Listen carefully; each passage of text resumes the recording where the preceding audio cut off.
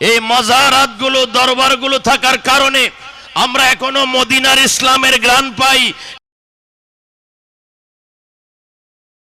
ওই মানুষগুলো উচ্ছৃঙ্খল, ওই মানুষগুলো সময়ে সময়ে মাজার ভাঙতে চায়, ওই মানুষগুলো সময়ে সময়ে দরবারের উপর আস্তানার উপর আঘাত হানে, সময়ে সময়ে কবর পূজা বলে, মাজার পূজা বলে, বেদাত শিরিক শিরিক বলে। কথা বলেন ঠিক কিনা?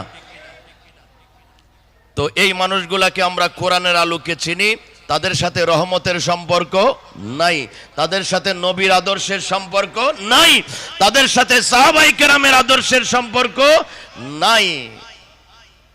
আল্লাহর রহমত, আল্লাহর শান্তি, নবীর আদর্শ, নবীর প্রতিচ্ছবি হলো নায়েবে নবী, আওলাদে নবীর দরবার। কথা বলেন ঠিক কিনা? এজন্য ওলি আল্লাহর দরবারগুলো, মাজারগুলো যদি না থাকতো, এদেশে মদিনার ইসলাম, কারবালার ইসলাম থাকতো।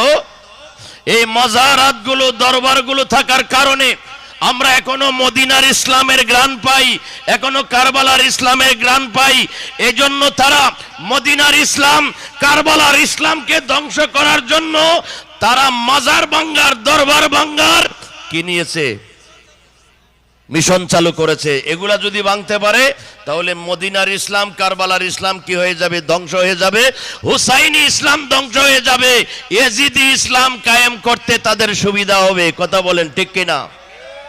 কিন্তু আমরা যারা তরিকাপন্থী, আমরা যারা সুন্নিয়তে বিশ্বাসী, আমরা যারা তরিকতে বিশ্বাসী, আমরা যারা হুজুর গৌসুল আজমকে ভালোবাসি, আমরা যারা বাবা ভান্ডারীকে ভালোবাসি, আমরা যারা বাবা মঈনুদ্দিনকে ভালোবাসি, আমাদের দেহে যতক্ষণ প্রাণ আছে ততক্ষণ আমরা ঈমান ধরে রাখবো, প্রয়োজনে জান দিব, আমরা ঈমান দিব।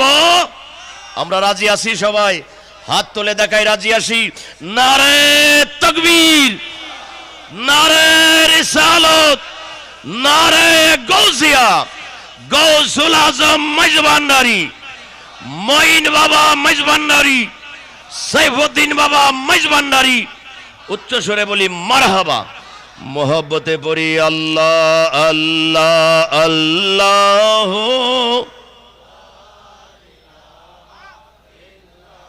ও আল্লাহ আল্লাহ।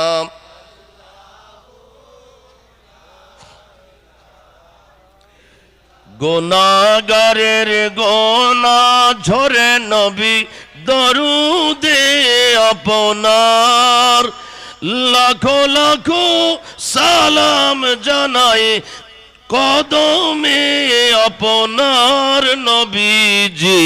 আল্লাহ আল্লাহ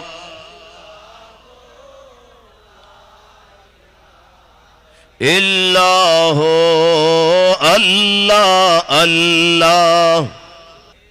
উচ্চ সুরে বলি মারহাবা।